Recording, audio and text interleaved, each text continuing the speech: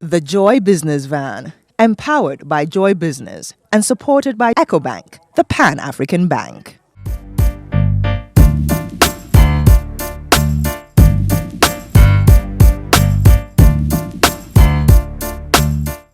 Shopping for fresh fruit has become routine for Annie Safo since she discovered how to carve them.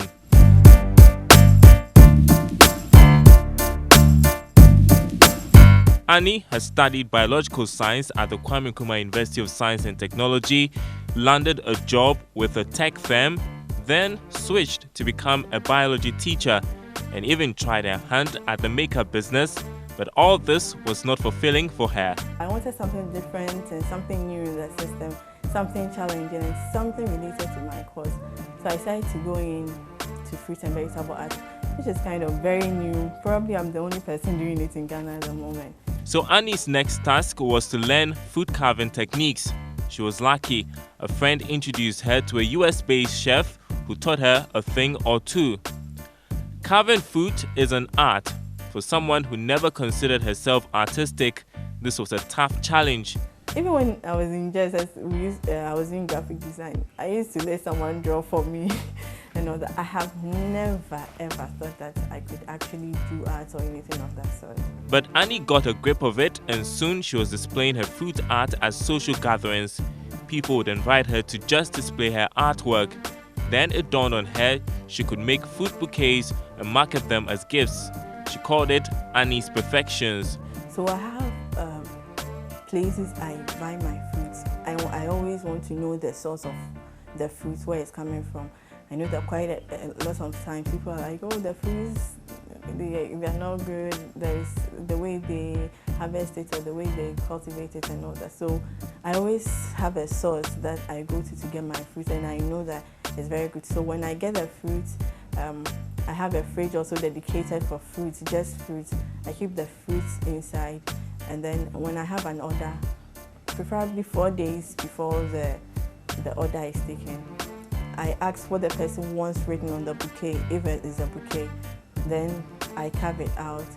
So the carving takes about 2 hours, depending on how lengthy the statement or whatever the person wants written on it is.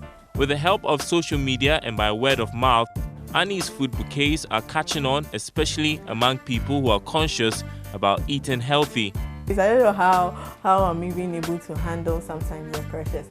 So when it comes to occasions like Mother's Day and Father's Day, actually, so Father's Day I didn't even put on any platform that, do you want anything for your dad? I didn't, because the Mother's Day was so bad for me. It was just too much.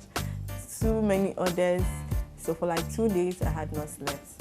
Yes. Carving food, however, comes with its own challenges. Most of the time I try to make sure that I get the freshest of the fruits that they have. Then I come and keep it in my fridge. But even that, after a while, some of them start going bad.